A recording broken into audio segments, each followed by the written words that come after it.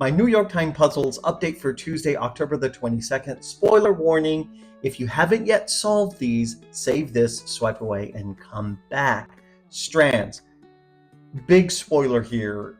I had to go through all of the colors before I figured out the spangram, but I did figure out the spangram first. Here's the thing. I take a picture, I try to solve it, and then I figure out the spangram. So I technically solved the spangram first. Is that cheating? Maybe not. Anyway, connections.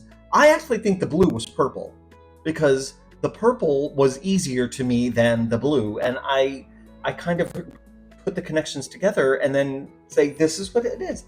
And I really thought the blue was the purple. And but anyway, but I got a perfect on that, and I got an impressive with my Wordle.